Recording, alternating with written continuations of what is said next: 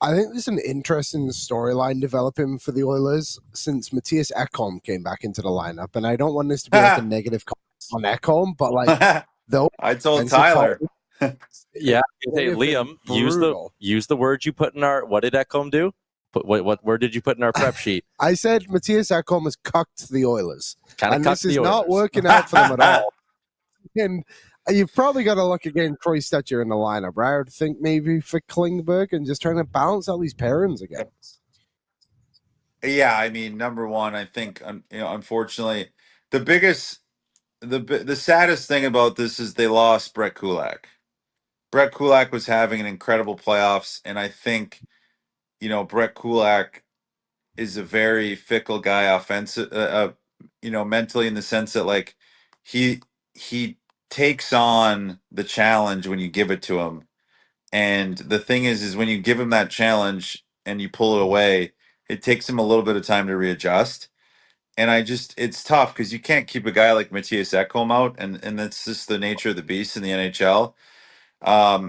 But putting Kulak with Nursey, I mean, their stats weren't great together, and I don't think Ekholm has been great. I don't think he hasn't moved the puck very well. He's more of a, he needs to kind of get comfortable to start moving the puck through the middle, and I think he's kind of stagnated the breakouts a little bit for Bush. I think Kulak really had something special going on.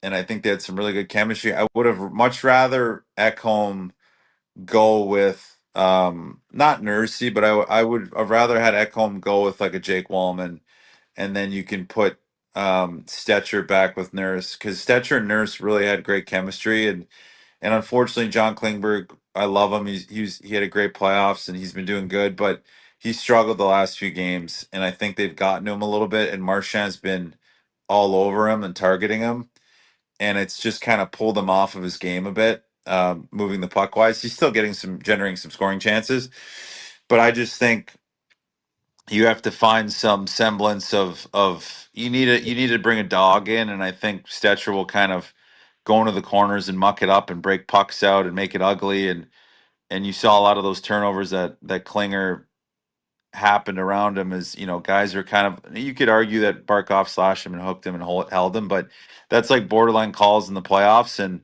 I think before that even happened, he has to use the net as a shield and not just go out into the traffic. So he wheels the net and allows Barkov to cut him off. If he stops, it's fine. So I just think he's overthinking it on the breakouts, and I just think Stecher will maybe simplify it a bit and get the pucks up a little bit quicker to the forwards, which that's what they need to do, and that's why they were successful last year in the playoffs when they came back, is you just got to try to get it up quick and beat that forecheck and alleviate the pressure. So, but yeah, back to your point about Ekholm, it's really thrown the deep pairings for a loop, I think, and nothing against Matthias.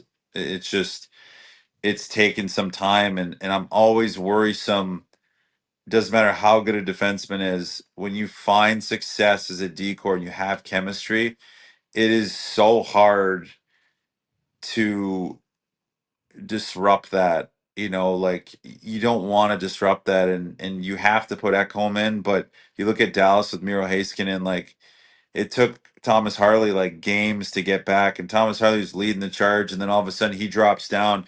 He loses those minutes. The forwards aren't comfortable with him breaking out because they've gotten so used to those six throughout this playoff run breaking the puck out, and then all of a sudden you throw a lefty in, and you pull out that righty. So you had three righties down, and now you have one set that is flip flop pairs. So whether it's Kulak and Wallman or Nursey and Kulak, and that's just a tougher. That slows down the breakouts at time, because there's certain areas of the ice where you can't get the puck to the forwards as cleanly when you're two lefties, and it is what it is. That's why a lot of teams love going righty lefty. It just provides that kind of stability, and I just think it's kind of screwed things up a bit on the breakout specifically, because every game has gotten worse and worse since he's been back, them breaking the puck out. What's up, Nation citizens? If you like that video, then you need to be subscribed to the Oilers Nation YouTube. Podcasts, live shows, exclusive interviews, and analysis. Everything you need from your favorite voices at Oilers Nation. And you don't want to miss any of it, so hammer that subscribe button.